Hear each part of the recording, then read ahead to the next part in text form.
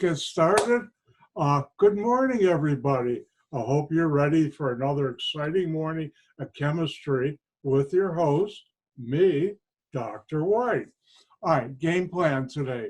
First of all, I'll be going through the solutions problem set, and afterward, I'll continue with chapter 15, which is equilibrium and rates of reaction, which will be on test number 4. But to remind you, this Thursday, tomorrow, I will be sending out the password for test number 3, and you'll have until Friday morning to get it, the answers uploaded to the assignment area Blackboard. Also, later today, I'll post test number 3 and a periodic table, just like I did with test number 2. Excuse me.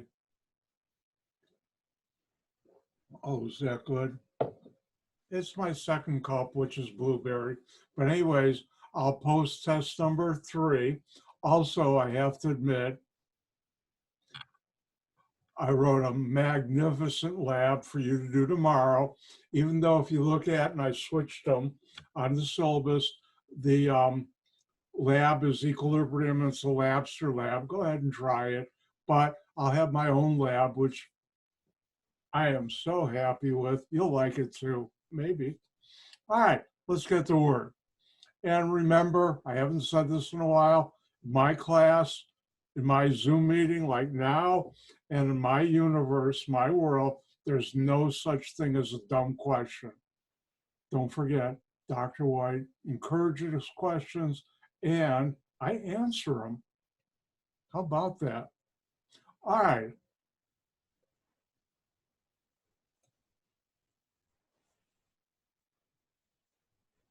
Thumbs up, people. You see the problem set? Thank you. All right, let's go through this. All right, this is solutions problem set, things you should know. Unfortunately, my printer died. I got to get a new one.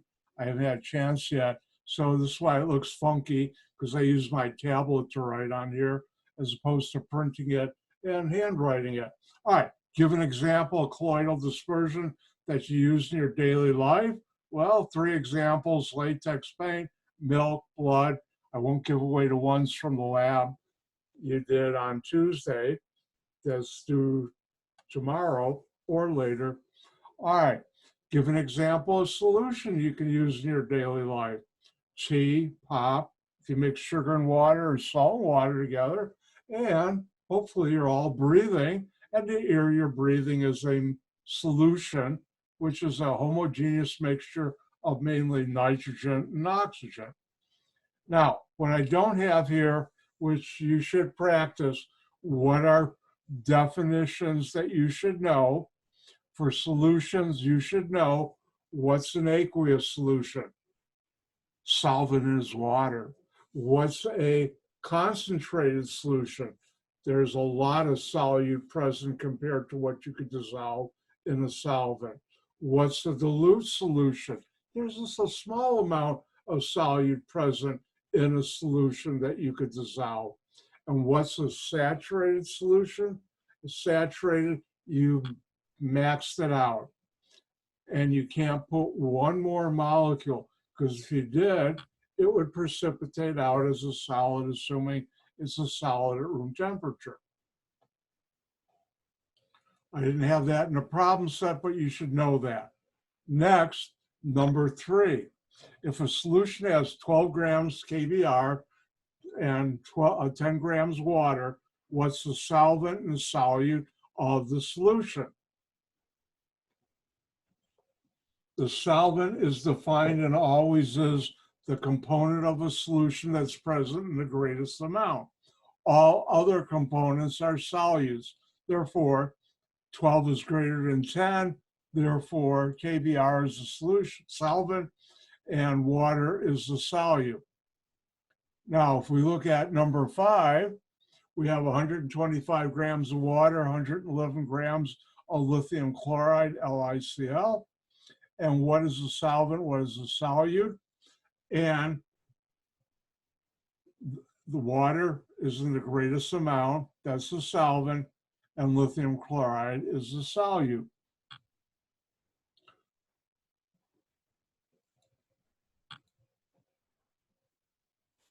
All right, next question. What does 1.34 capital M mean? Remember,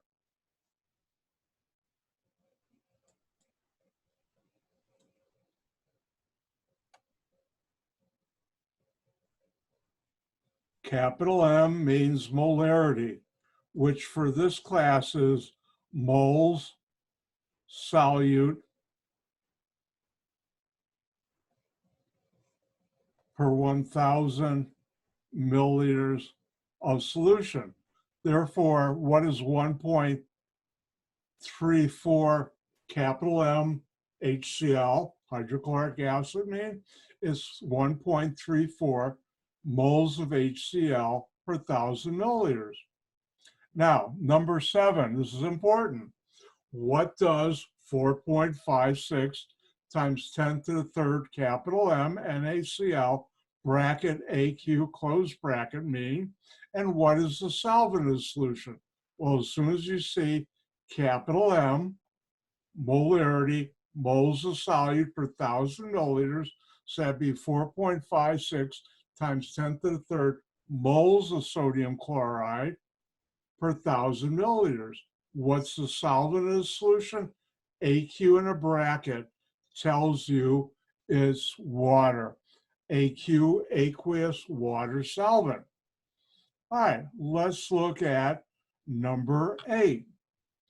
How many moles of sodium chloride are in 125 milliliters of a 3.45 capital M NaCl solution? So as you know, what I like to do, and it'll help if you do it, what are we being asked to find? And that's moles of sodium chloride. What are we given? 125 milliliters, and this number, 3.45 and capital M NaCl.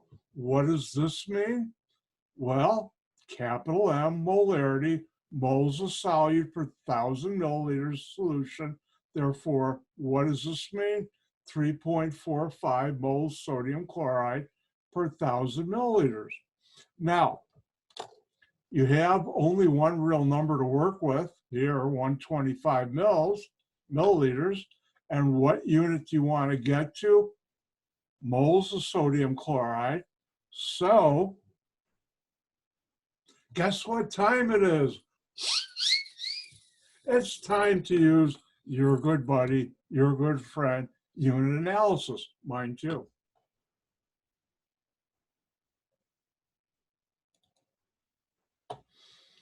And therefore, and let me do a quick, everybody see the problem set? Thank you.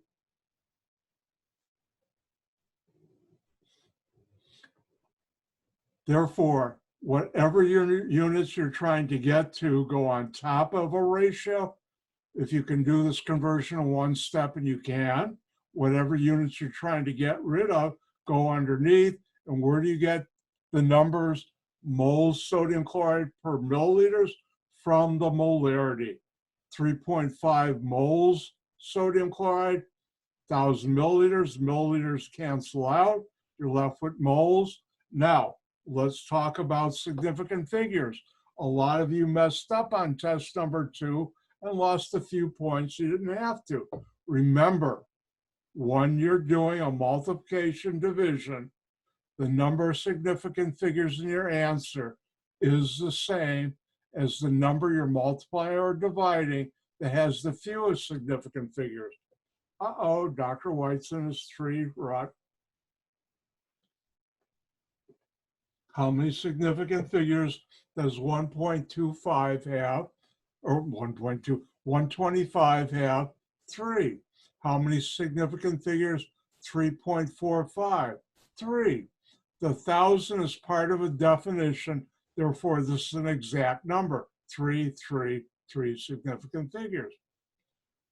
Oh, let's try another one.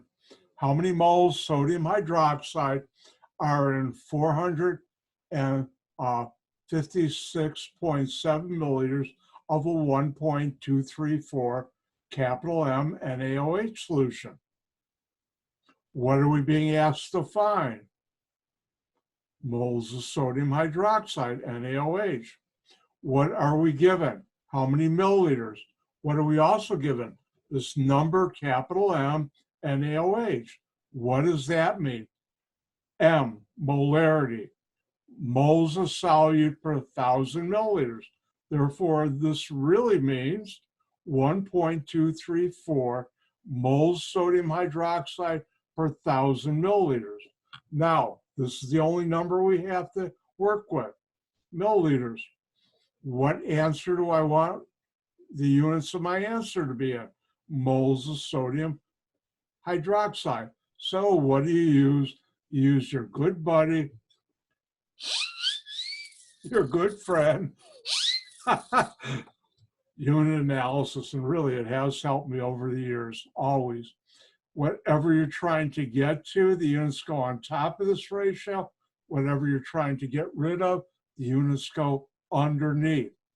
Now,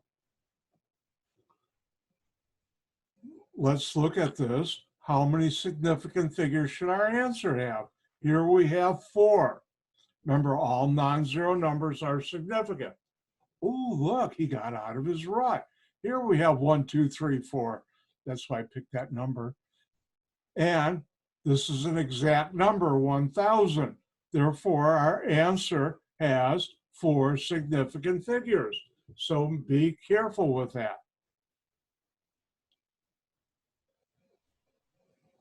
All right, let's look at number 12. Number 12 is how many grams of H2SO4, you'll learn next chapter, that's called sulfuric acid, are needed to make 345.5 milliliters of a 6.77 times 10 to the minus 2 capital M and H2SO4 solution, sulfuric acid. So what are we being asked to find? Grams of sulfuric acid. What are we given? Milliliters of solution we want. We're also given this strange number with a capital M and the chemical formula, capital M, molarity. What does this mean? Molarity, moles solute per 1,000 milliliters. In this case, the solute is sulfuric acid, so it's 6.77 times 10 to the minus 2 moles of sulfuric acid. Now, there's no way I can go directly from milliliters to grams. You need 2 steps. First step, oh, by the way, time out for commercial from Dr. White. Be sure to check, today would be a good day to check the important information file for test number 3 I have in the lecture folder of Blackboard, because that way you'll know what not to memorize. One of the nice things I've done in general chemistry now is I've cut how much you got to memorize way down. I'm testing, do you know how to use stuff, not how good your memory is. Mine's pretty good. By the way, I have a photographic memory. Sometimes that's good, sometimes it's not, because you don't forget things you'd like to forget.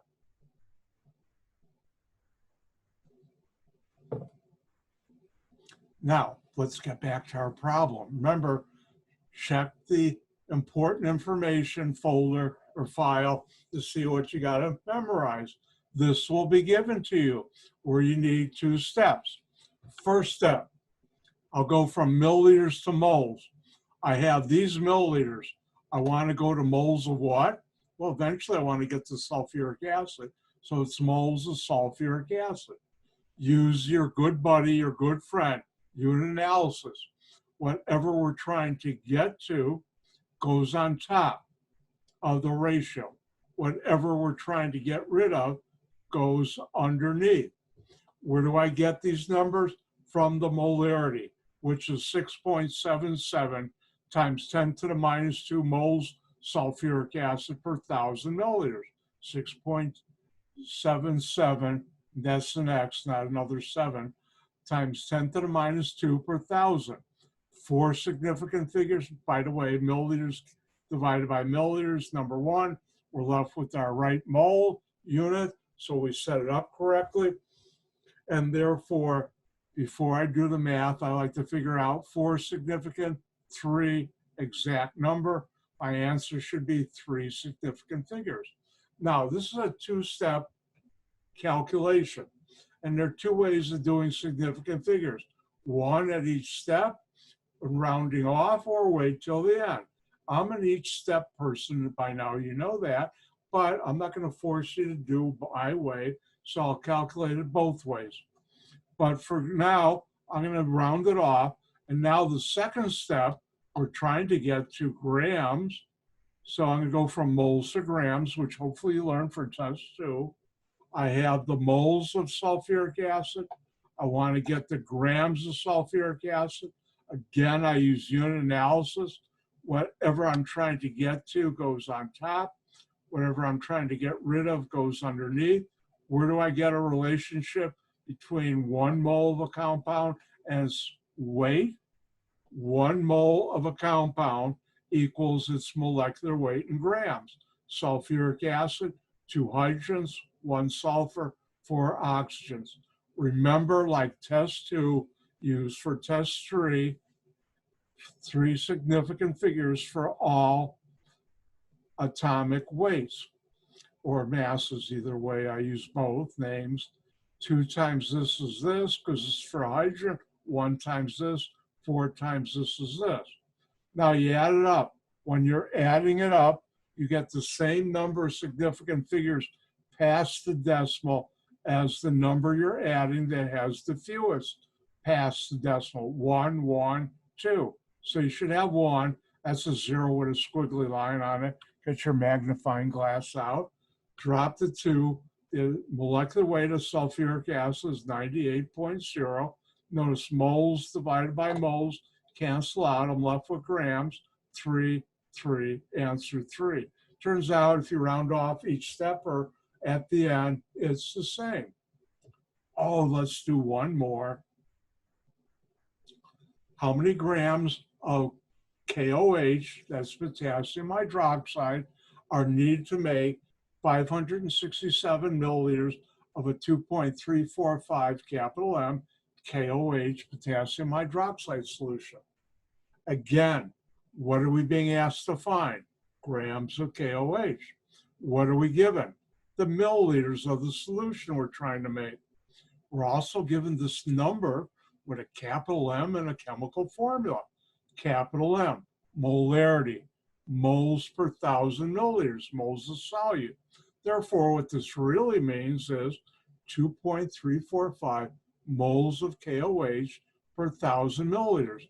Now, there's no way I can, and I know you can't either, go directly in one simple step from milliliters to grams. You need 2 steps. Therefore, step 1, I'll go from milliliters to moles. Here I have the milliliters. I want to go to moles. Use unit analysis, your good buddy, your good friend. Put the whatever you're trying to get units on top of this ratio, whatever you're trying to get rid of underneath.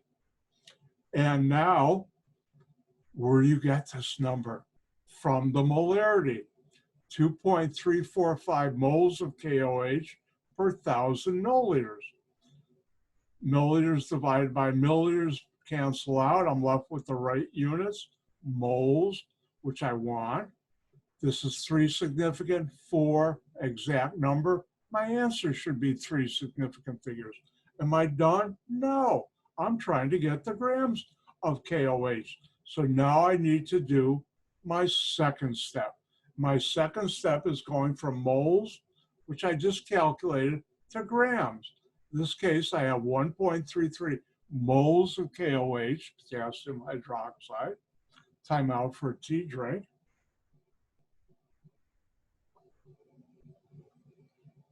Oh, is that good? Anyways, I have moles of KOH. I want to get the grams of KOH, so I'm going to use my good buddy, my good friend, unit analysis. Whatever I'm trying to get to goes on top of the ratio. Whatever I'm trying to get rid of goes underneath. Where do I get this relationship? 1 mole of a compound equals its molecular weight. By the way, that will be an important information test number 3. Boy, I'm being too nice to you people. No, not really. How do you figure out the molecular weight of KOH? That's the sum of all atomic weights. 1 potassium, 1 oxygen, 1 hydrogen. Atomic weight, the 3 significant figures: potassium, 39.1. Oxygen, 16.0. Hydrogen, 101. Add them up. Remember, when you're adding, you get the same number of significant figures past the decimal as the number that has the fewest significant figures past the decimal. 1, 1, remember, past the decimal. 2, so you should have 1 past the decimal. Keep the 1, use the 1 to round off. It's 4 or less, and therefore it's 51.6. Notice moles divided by moles is cancel out, becomes number 1. I'm left with grams. 3 significant figures, 3 exact number. Here's the number you get. And turns out if you round off at the end or each step, you get the same number.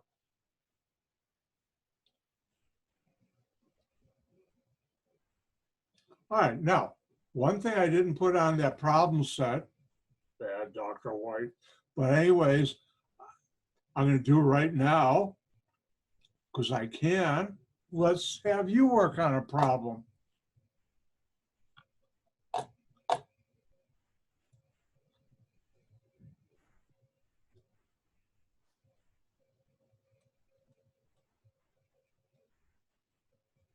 By the way, the last problem I did, I think, would have been about 10 points, the 2-step on a test.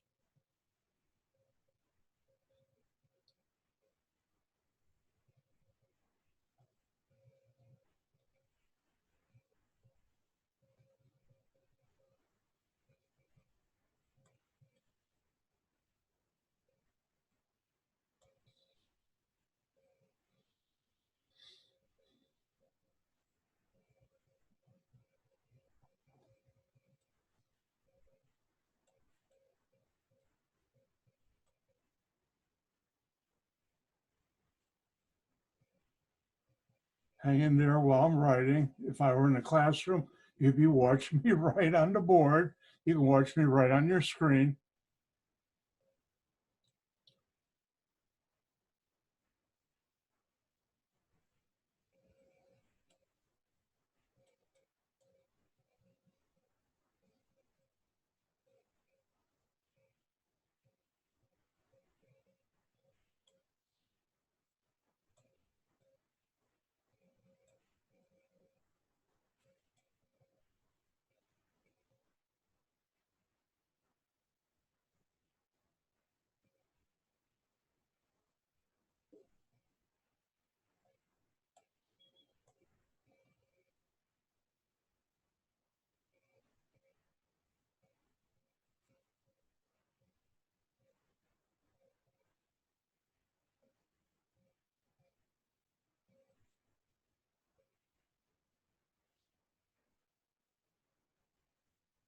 Two days later,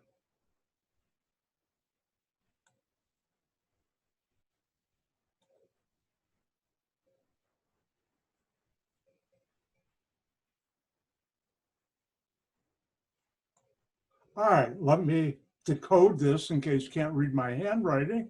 Compound A is soluble in vegetable oil, but insoluble in water.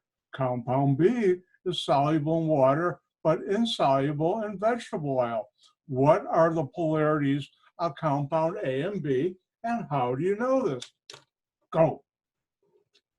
Remember, when you're done, look up and smile. I'd say that if I were in the class.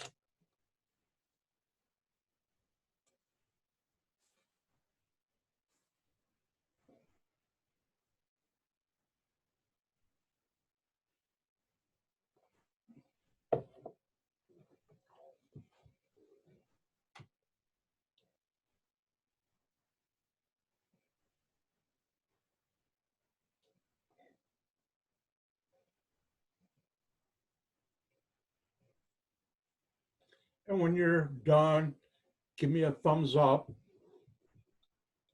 Those who already did, I see you. So, but I'm waiting for the other people.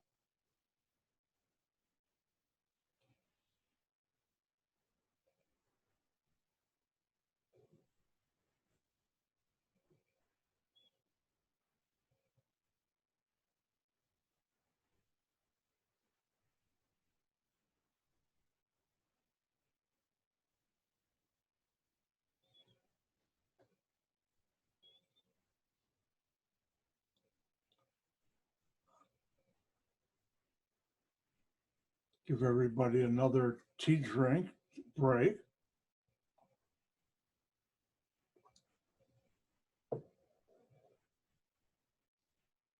Did everybody have fun with your flashlights in the lab yesterday?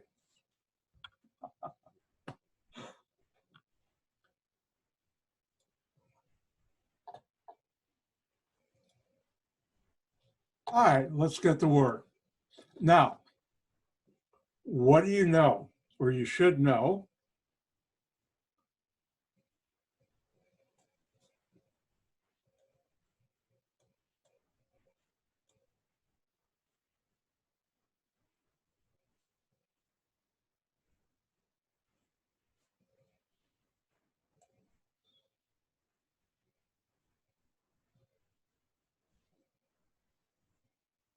That's a lousy L. Anyways, you should know water is polar. Vegetable oil is nonpolar. And what's the key to this problem?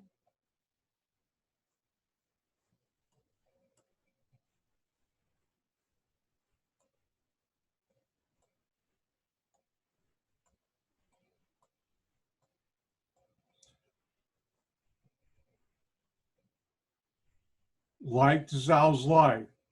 Therefore, I get to use this again. This is the mass symbol for therefore. Hold on, that line looks like a. Therefore, since like dissolves like, and A is soluble in vegetable oil, not soluble in water, and we know vegetable oil is nonpolar,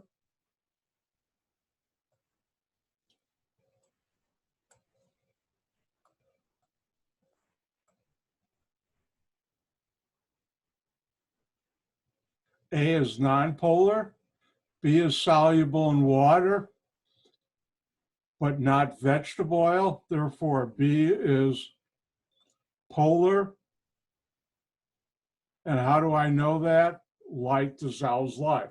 And that's how you do those. And with that, we're done with the solution problem set. Anybody have a question? Going once? Going twice? It's time to move on. Oh, wait, I see something here.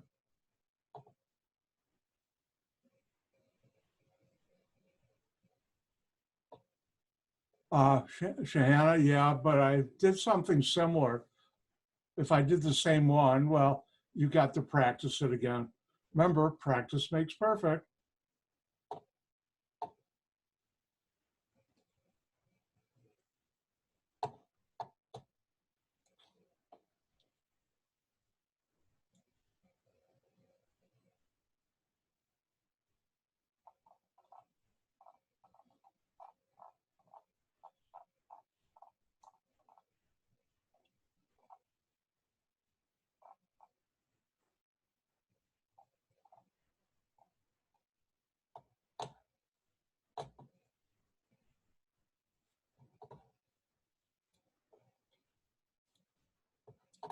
All right, once again, I'll ask for my thumbs up, people. You see reaction rates? Thank you.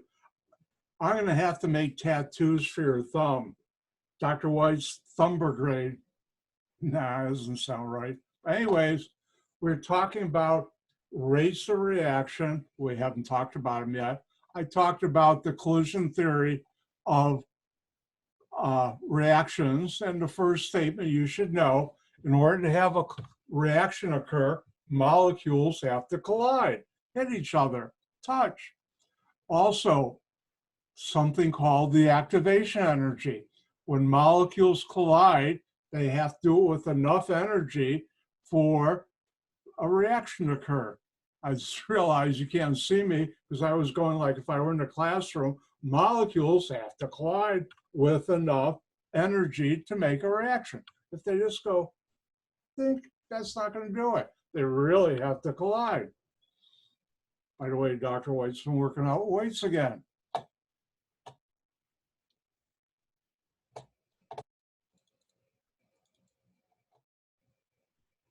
And the last thing is the orientation. I talked about, like with my house key going to my lock of my front door. It's got to be oriented right to fit in the lock. Well, molecules have to come together in the right orientation like that for a reaction to happen, unless they're very small. All right, let's talk about reaction rates or rate of a chemical reaction. By the way, the stuff I'm talking about is for test number 4, not the one I'm giving tomorrow. All right, what is a reaction rate? That's the rate at which reactants are consumed, starting materials, or products are produced in a given time period in a chemical reaction. Another way of thinking of that, and I won't ever ask what's on a test, a rate of a chemical reaction, but you should know it, is measuring the amount of reactions used up or the amount of products formed during a certain time period. Now, not all reactions are the same. You can have very fast reactions that happen in a nanosecond, and those are called diffusion control. As soon as the molecules touch, they react.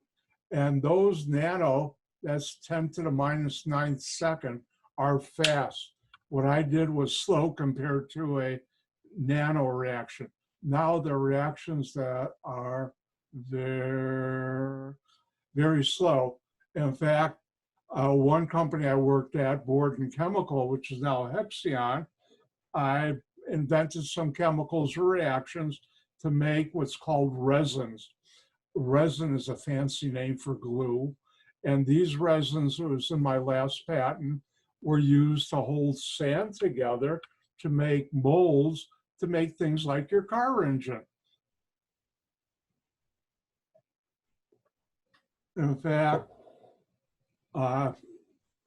because part of that new product I invented was a lot more environmentally friendly, less pollution, I was invited personally to the Ford Windsor plant, foundry plant, to see them make V8 engines for Ford cars and trucks. I own a Ford too, because they were so happy with how the pollution level from their foundry went down when they're using my product.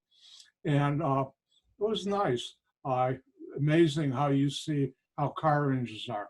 But that reaction to make that product was slow. From the time you started to the time it was finished was, are you ready for this? 36 hours. So some reactions are fast and some are very slow, and that's the rate of reaction. Now, it turns out in certain cases you can adjust that by various factors. What are the factors? This won't be on a test, but if you have gases, that's the fastest. Liquids are pretty fast. Solids reacting with solids are slow. That's an area of chemistry Dr. White hasn't worked in. That's called solid state chemistry. Important, but I just never worked in there.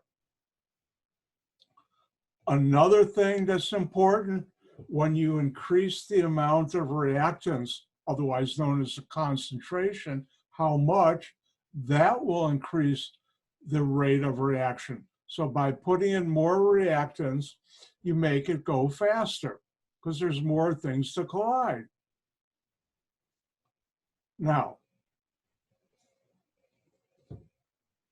a very important concept is temperature. And temperature, the reaction temperature, If you increase their temperature, it increases the kinetic energy, how fast the molecules collide, and that makes the reaction go quicker. Now, there's a rule of thumb. Now, rule of thumb means mostly true, like 95, 97%. A law is always 100%, but this is a rule of thumb, and that is the rate of a chemical reaction doubles for every 10 degrees increase in the reaction temperature, in the temperature. It's time for Dr. White to be subtle.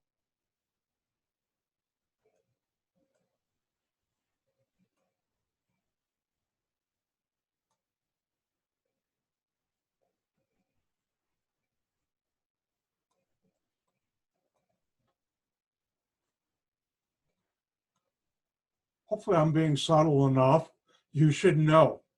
Rule of thumb for reactions, and the rate of a chemical reaction doubles for every 10 degrees Celsius increase in temperature. That's very important. Cooking, you don't think about, but that's actually a chemical reaction. And have you ever seen someone or know someone, luckily I've never done it, but I know a friend who did, you're going to cook something like a roast or something in the oven, instead of at 350, you put it at 450.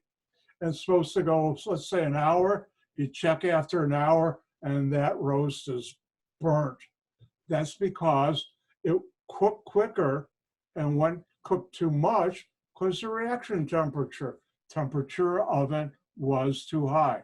Luckily, Dr. White's an organic chemist, so he knows temperatures. He's a chemist, and he knows the rule of thumb. No, it's on this thumb. The rule of thumb is for every 10 degrees increase in Celsius of the reaction temperature, the reaction rate doubles. You should know that.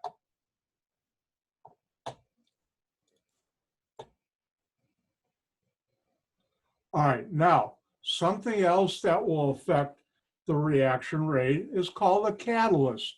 Now, catalyst is a substance that increases the reaction rate without being consumed. In other words, if you have something reacting with something else and you put in a catalyst, you'll make what you want, but the catalyst won't change. And how do we show that? If I were trying to react X and Y to make XY, say it goes real slow. But now I put in a catalyst, and somehow catalyst reacts with one of the reactants to form something new that now reacts quicker with the other reactant to make the chemical we want. But notice we get the catalyst back. And therefore, this is how a catalyst works. Now, how many of you have ever heard of the catalytic converter in your car? Well, there's a device in your car underneath that the gas coming from your engine before it goes to your muffler goes through a container that contains a catalyst, and that helps react any unreacted hydrocarbons and carbon monoxide to make carbon dioxide and water, which is safer for our environment. Safer, not totally safe. And from when they first came out, it hasn't happened, I hope, in a number of years, catalytic converters, and they still are made up of platinum and palladium, which is a very expensive metals. And turns out people, back when they first came out, would go to parking lots, go under people's car, and steal their catalytic converter and sell it for the money. Luckily, that stopped because the police really put crack down on those people. Now, how many of you have heard the term enzyme? I think some of you have. Don't tell anybody, but enzymes are really catalysts your body uses. Those are specialized catalysts Mother Nature used. And they work in your body by help making reactions to make many things, like what's left of my hair, uh, your protein like your skin, other things. Now I'm well beyond my knowledge of the human body and biology. Remember last time I took biology, it was freshman year high school, but catalysts, enzymes are catalysts. They make a reaction go quicker. And I've used many catalysts throughout my career as an organic chemist, industrial chemist. All right, if you had the book, some books have this, some don't. This is very important. When we talk about reactions, there's two types of reactions.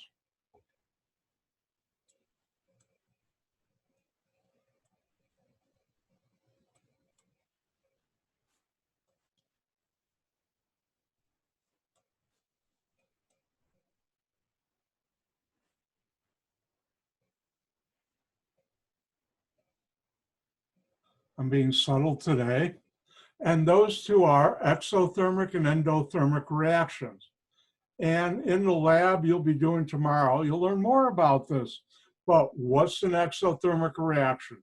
That's a reaction in which energy is released as the reaction occurs. What's an endothermic reaction? An endothermic reaction is a reaction in which you have to put in a continuous input of energy. You got to add energy is needed to make the reaction go. Now, how many of you heard of exoskeleton and endoskeleton? Exo, outside, endo, in. Exo means you're giving off energy. Endo means you're adding energy. C board for activation energy graphs. Well, guess what? Time to use my whiteboard.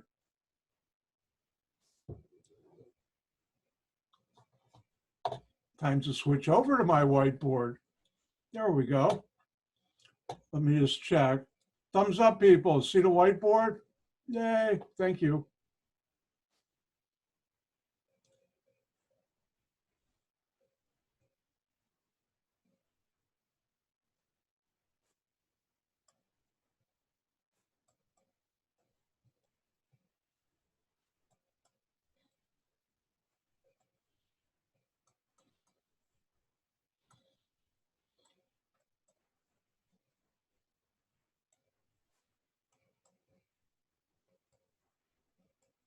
One main form of energy is heat. Things get hot, you're giving off energy. So in this reaction, A plus B makes C plus heat. When you make heat, remember at the head of an arrow, that's the products, what you make, that's an exothermic reaction. Now, this is something you should know, test number 4. This is called an energy diagram.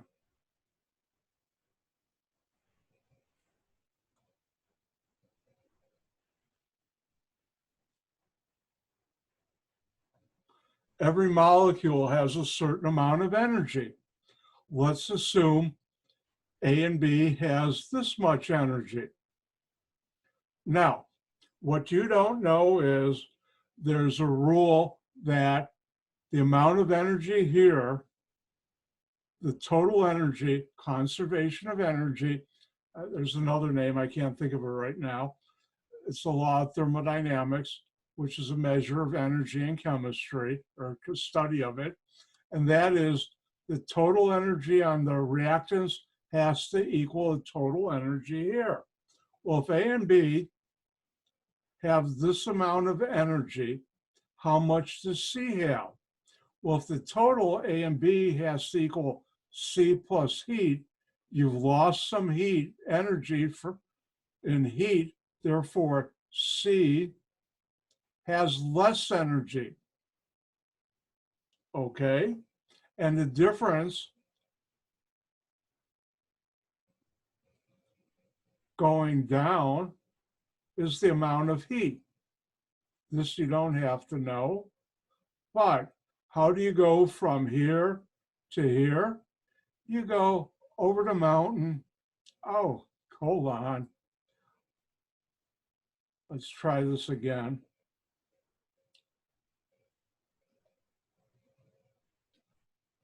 I do better on a board, but anyways, you go over the mountain, this hill, and then down to the product. Now, an important thing you should know about energy diagrams, where you start with A and B,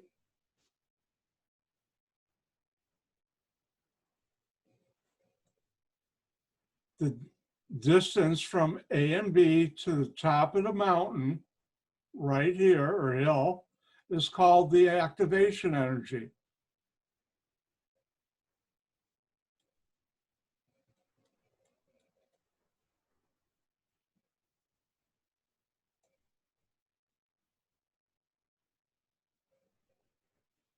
And you should know how to do the energy diagram for an exothermic reaction. Again, A and B have a certain amount of energy. C and heat have the same amount. Since you're losing some of the energy as heat, C is going to have less energy than B and A. And that's why you draw it below A and B. Now, it's always up the hill, down the hill to grandmother's house you go. I don't know if you know that nursery rhyme, but anyways, this is how it goes. And the distance from where you start to the top of the hill is the activation energy. And you know that is the amount of energy that atoms or molecules have to have when they collide for a reaction to happen. Now, while I have the activation energy here, if we were to add a catalyst, and this is something you should know,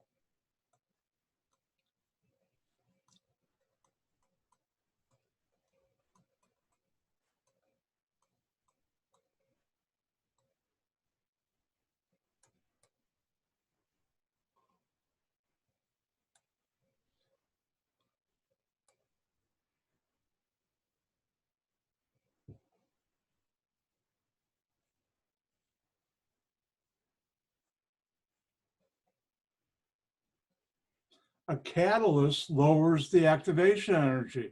So if I were to have a catalyst present, and I'll abbreviate, what happens is the same thing, but notice how now this difference is smaller, and that's how a catalyst works. You should know, how does a catalyst work? It lowers the activation energy, EAC. All right, as I look at the clock, it's time for Dr. White's 5-minute stretching break. Go ahead, take a break. I'm going to stretch the muscles in my legs, because that way it won't cramp up for sitting an hour and a half.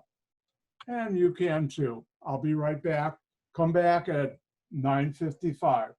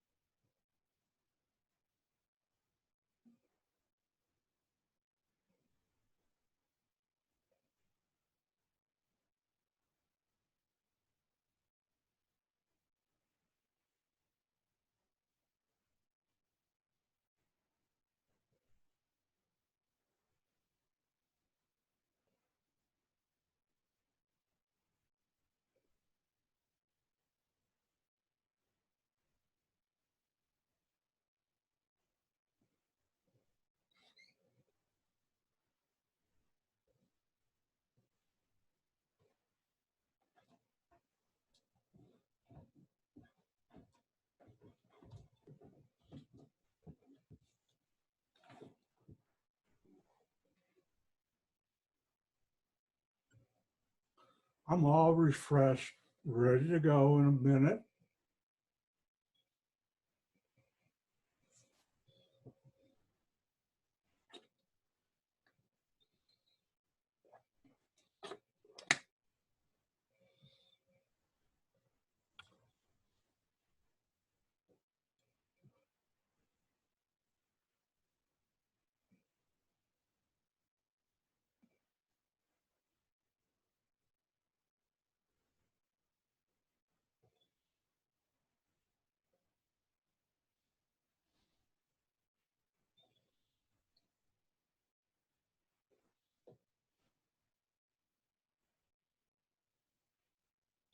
I'm looking at the clock on the bottom of my monitor.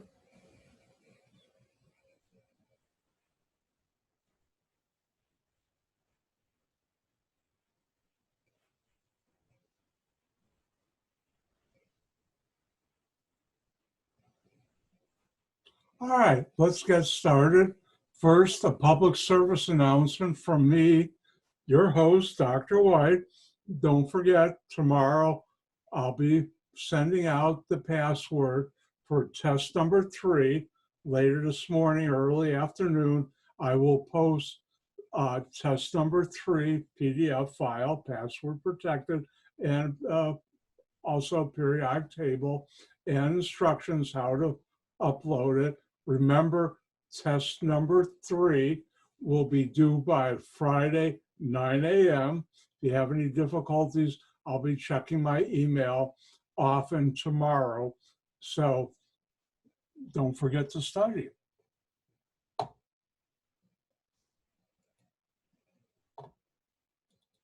right, we're talking about 2 types of reactions.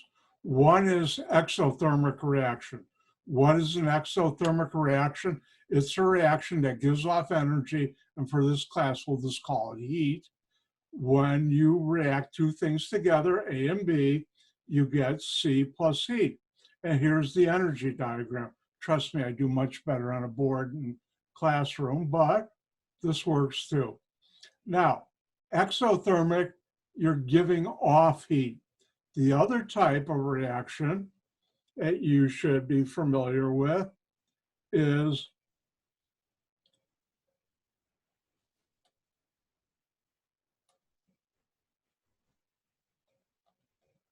an endothermic reaction.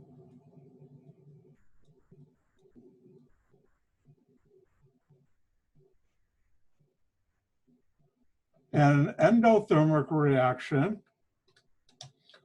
that you have to add heat.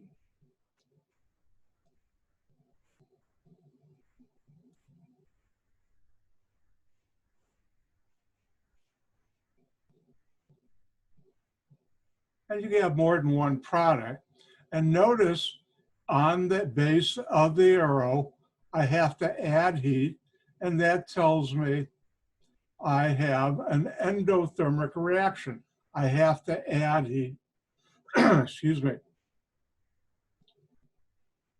And you should know how to draw the energy diagram.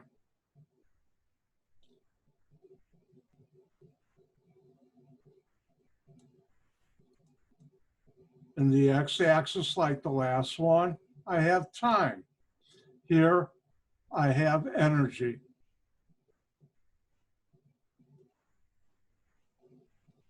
Now, the amount of energy in the reactants always is equal to the amount of energy in the products, because you never create or destroy energy. And therefore, if we look at this, here we have heat plus D and E equal the same energy as F. Therefore, D and E alone have less energy than F, because this side also has the heat. Therefore, for the energy diagram, I'll do this. I'm just arbitrarily putting it in here. Here's the energy of D and E. Now, because this energy equals this total side, D and E plus the heat is the energy of F. Therefore, for an endothermic reaction, F has more energy than D and E. And you have the same, ooh, that's a better one, up the hill and down to your products. And again, you should know on an energy diagram, the activation energy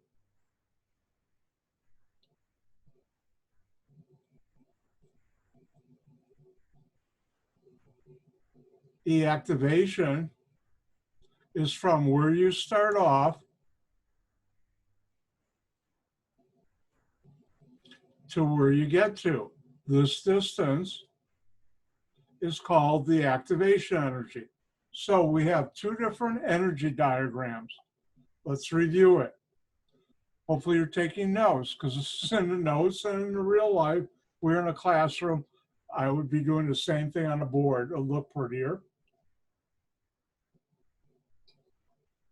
And that is an exothermic reaction gives off heat. Therefore, the energy diagram, A plus B makes C plus heat. We have energy here, time here. You start off here, mix A and B together, they have a certain amount of energy.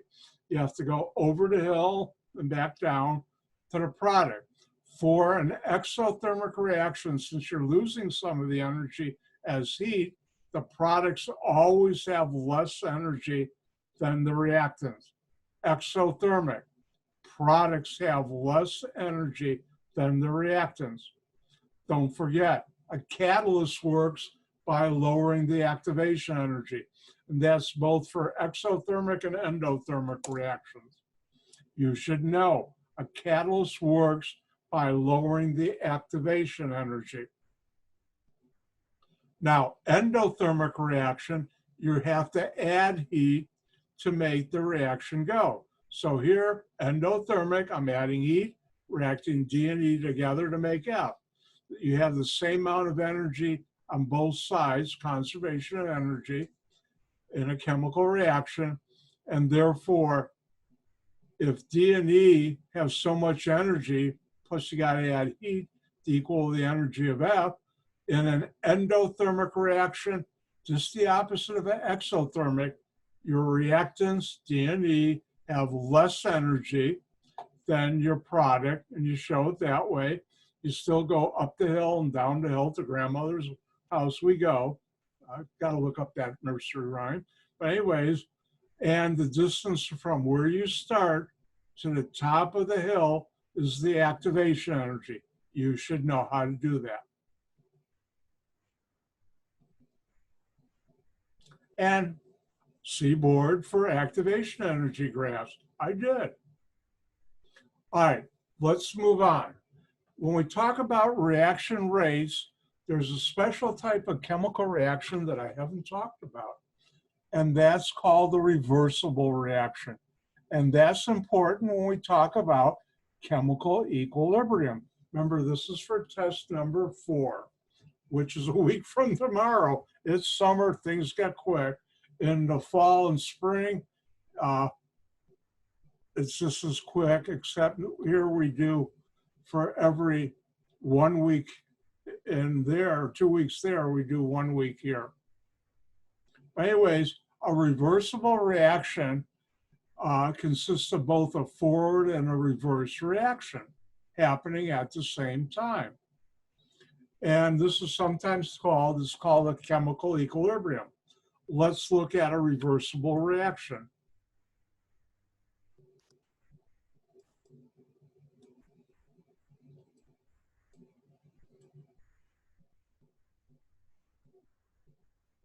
If I were in the classroom, I'd be writing this on the board. Not bad.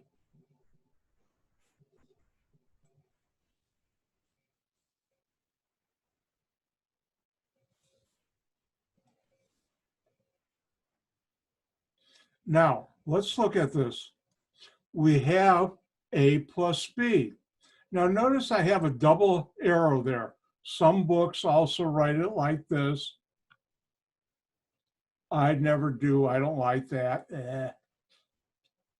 This is the traditional way and the best way. And what this means is you take A and B, it will react to make C and D. Now, what if you took C and D and mixed them together? You would make A and B. So these can go back and forth, and that's called a reversible reaction. And when it happens at the same time, forward and back, this is called a chemical equilibrium. Now, a chemical equilibrium is a state in which forward and reverse reactions occur simultaneously at the same rate. The reaction rates of an equilibrium are the same, equal.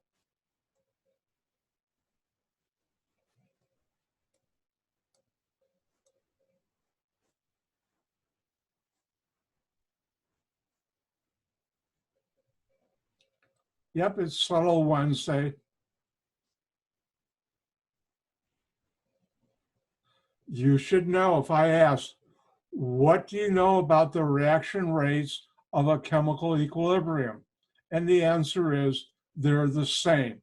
The forward and reverse rates are the same. Another way of saying that, which I don't like, but I put it down anyways, process in which two opposing chemical reactions occur simultaneously at the same rate. Again, chemical equilibrium, double arrows. A and B react to make C and D at the same rate. C and D go backwards to make A and B. Now, it turns out chemical equilibrium is quite important. Why? Hold on. Yep, everybody's breathing. Yay. Now, when you inhale, stuff goes into your lungs. Remember, I'm going way beyond my knowledge of the human body now. When you exhale, let me do that again. That looked funny. When you exhale, gas comes out. Now, how does your body work to absorb the oxygen when you inhale and release carbon dioxide? In your lungs, there's a chemical equilibrium going on. And I'll talk more about that. And other places in your body, chemical equilibrium are happening. In my body, oh, I'm scared. No, you shouldn't. You're just a walking a group of chemical plant doing a lot of chemical reactions. All right, so chemical equilibrium. A and B make C and D at the same rate. C and D make A and B. Now, chemists found out there was an important relationship in chemical equilibrium, and this is called the equilibrium constant.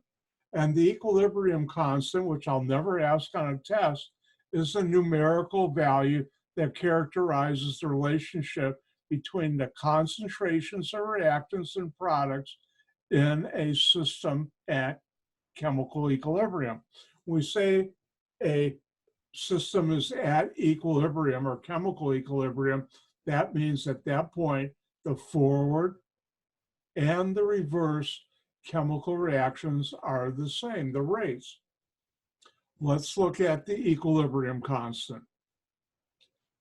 If we look at the following reaction, W moles of A, remember the coefficients are molar ratios, plus X moles of B are in equilibrium, that's with the double-headed arrow, with Y moles of C plus Z moles of D.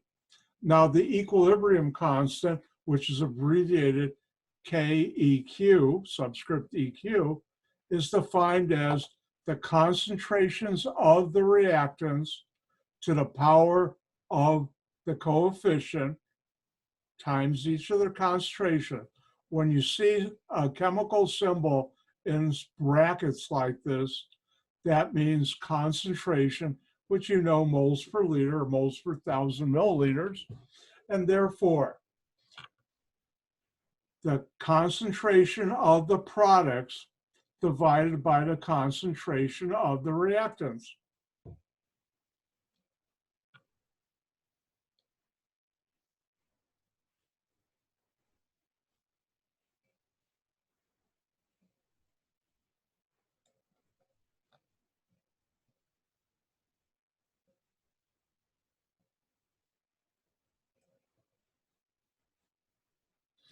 It's always the concentrations of each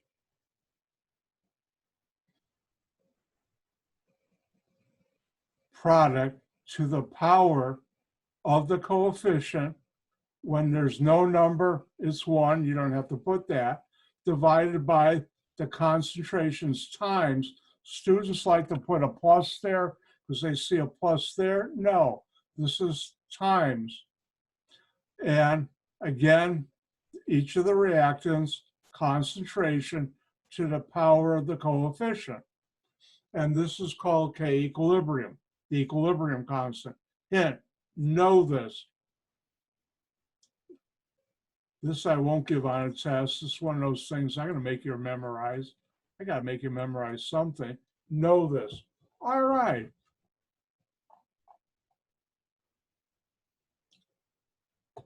It's equilibrium practice time.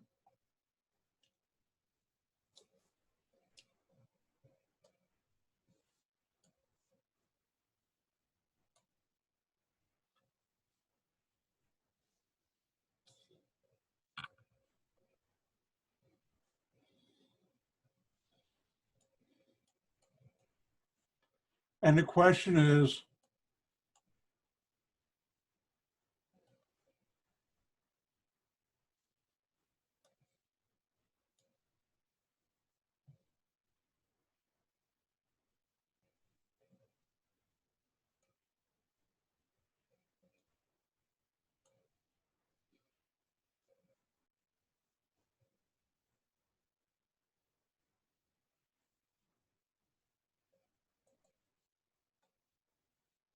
write the equilibrium constant, say for this one, A. How do you do that? K equilibrium equals the concentration of the products to the power of the coefficient. Notice both of these are 1, so I don't have to put anything there, times, not plus. That's a common mistake students make. I'm telling you that so you don't. Times the concentration of oxygen. Remember, coefficient is 1, divided by the reactants, nitrous oxide. Yeah.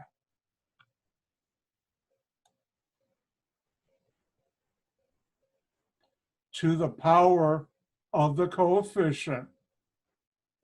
And that's how you do a K equilibrium. Oh, let's have you try one.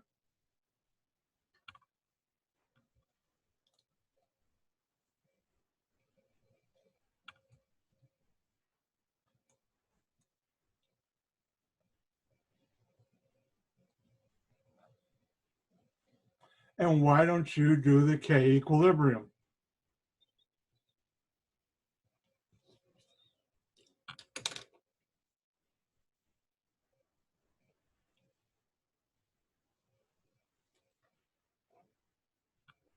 Boy, time flies when you're having fun with chemistry.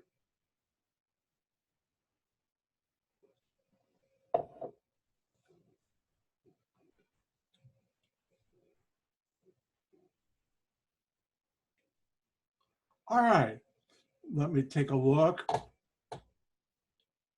Do I see all those smiling faces because everybody's done? Actually, people are showing me their thumb. All right, let's get going. Equilibrium constant. It's a ratio of products to the reactants concentration. And for this one, K equilibrium equals concentration at.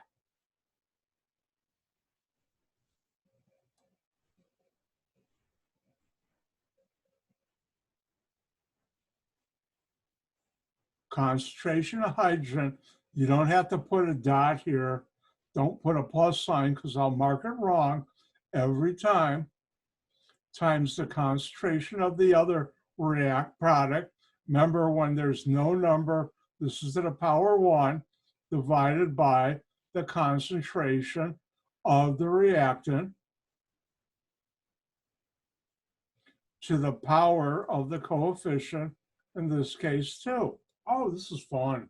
Let's do another one.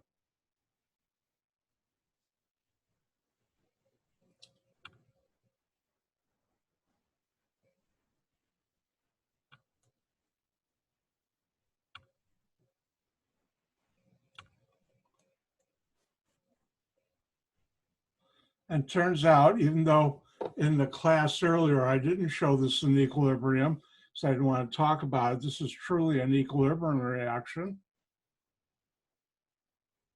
And why don't you try again? Write the equilibrium constant for the following. Remember, it's the coefficients of the products to the power, or the concentration of the products to the coefficient of power of the coefficient divided by the concentration of the reactants to the power of each coefficient.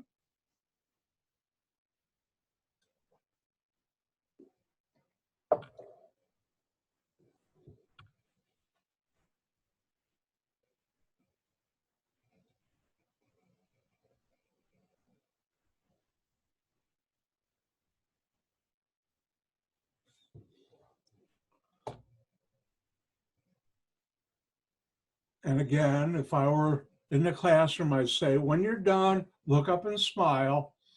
Since you can't smile, well, you can, but if you don't have video, give me a thumbs up.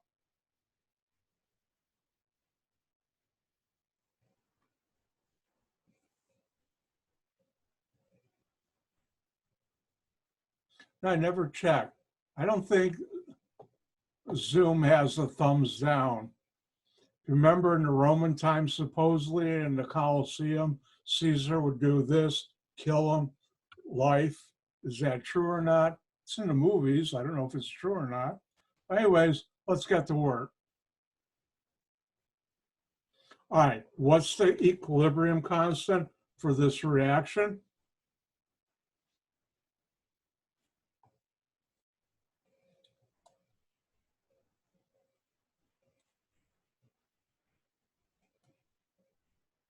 You only have one product, ammonia, and notice the coefficient is 2, so I have that to the power of 2. We have 2 reactants. That goes underneath. The coefficient for nitrogen is 1. And then we have hydrogen. And notice the coefficient is 3. And that's how you do equilibrium constants. Now, good news. Some instructors then will give you what's the equilibrium constant, where you got to calculate the numbers. Dr. White, since I graduated undergrad, have never, ever had to do that. So I'm never going to have you put in actual numbers, but you should know how to generate what K equilibrium is, like I have here on the screen.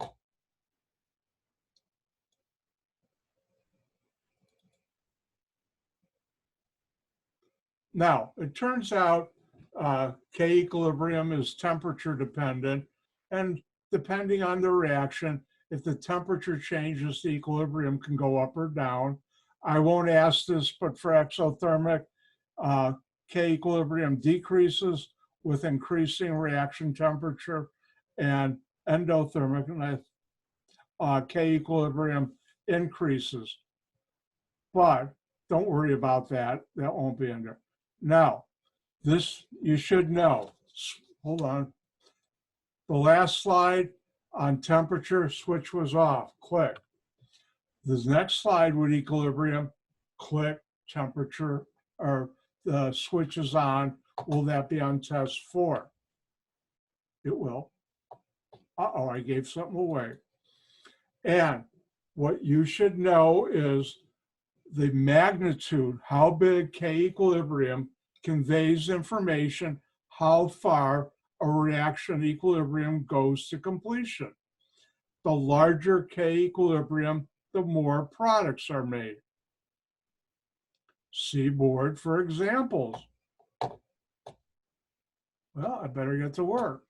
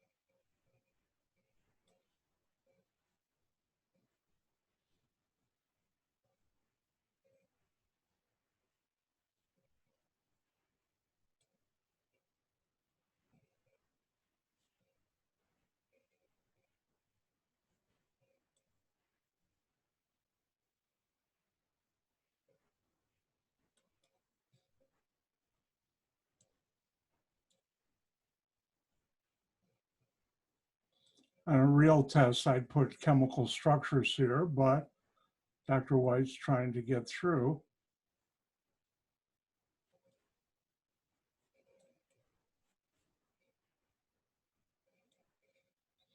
So, question is, what do you know about the relative amounts of reactants and products for the following? Now, how do you do this? Before I do this, let me give you some information that you should know. And this again, in real life, I'd be drawing this on a board.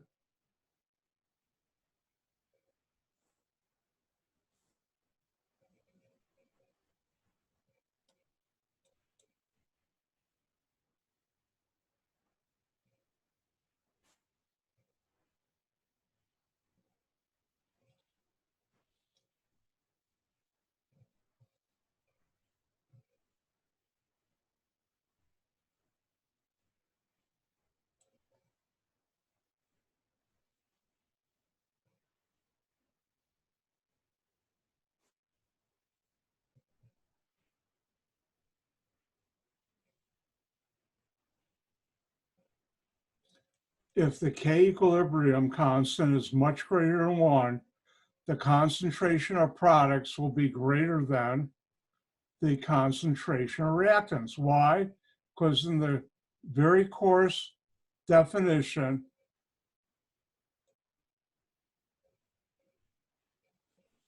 in general,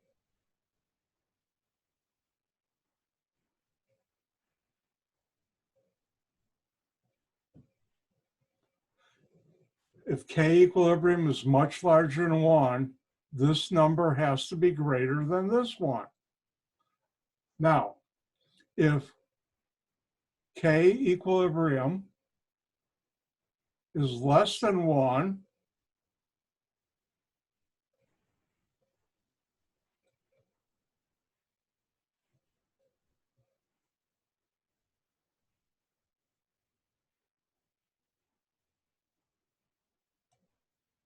the reactant concentration is going to be greater than product concentration. How do you know that?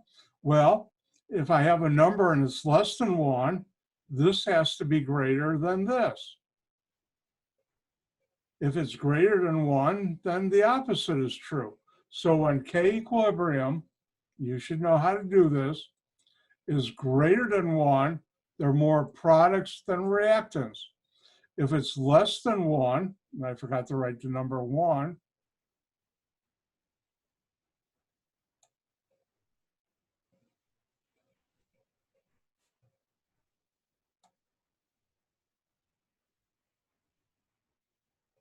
two like less than means much less than 1. The reactant concentration are going to be greater than the products. So if I scroll up, the answer to this question is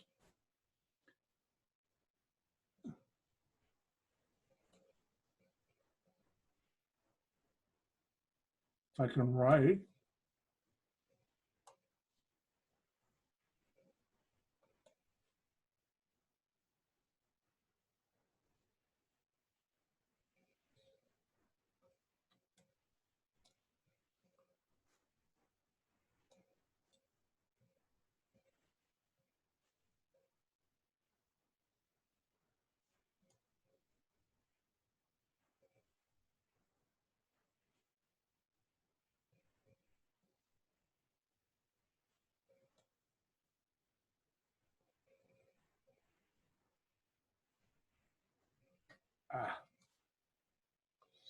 once in a while, I'm still learning.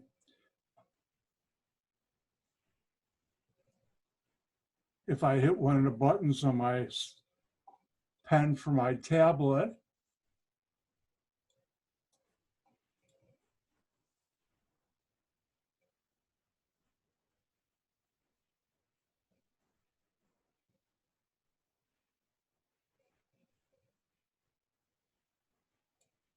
so when you see this number is much greater than 1, then you know you'll have more C and D than A and B in this equilibrium.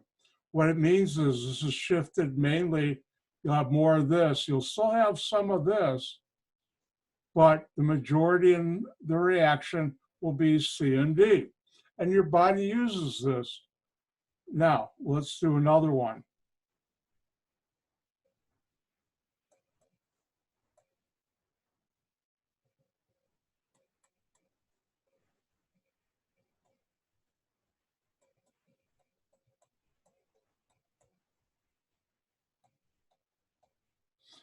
For this reaction, E plus F is in equilibrium with G and H. At equilibrium, K equilibrium constant equals 1.0 times 10 to the minus 15. What do you know about the relative amount of products and reactants for the following? I'll let you do this on your own.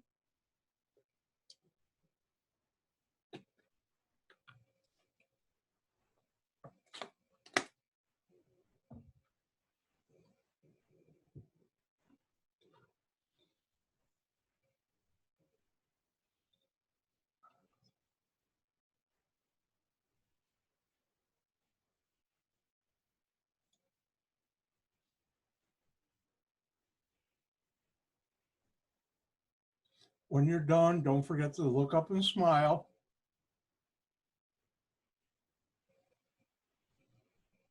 Or give me a thumbs up.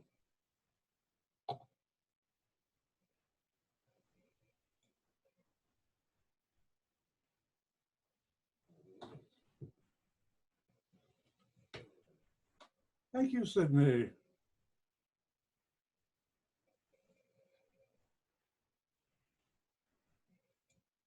Anybody need more time?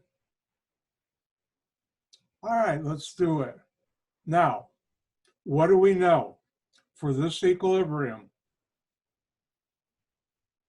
we know the equilibrium constant is this. This is 1.0 times 10 to the minus 15. In this case, K equilibrium is a very tiny number, much smaller than 1.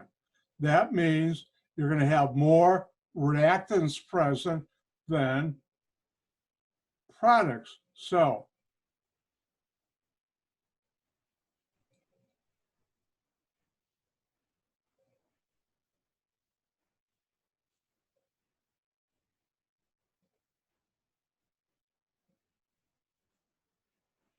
and that's how you use the magnitude of the equilibrium constant to indicate what are the relative amounts of products and reactants in equilibrium. Because in equilibrium, this will make some of that, that will make some of that. Even though the rate going back and forth is the same, the amount you have is not. And also that's how your lungs work. I'll talk more about it. Now, if I look at the clock, oh, we're almost out of time. All right, coming attractions. Don't miss tomorrow, because tomorrow you'll get to hear Dr. White's north side of Chicago French accent. In other words, there's a certain French name I totally mangle, but you'll get to hear me mangle it tomorrow. So all of you who know how to speak French can laugh real hearty. Also, tomorrow I'll continue on with this, and I'll remind you about test number 4. I will also be posting later today, and you can download it for tomorrow, the lab that I wrote. Think about how lucky you are that instead of just having you do Zoom, or not Zoom, Labster labs, I decided to write my own.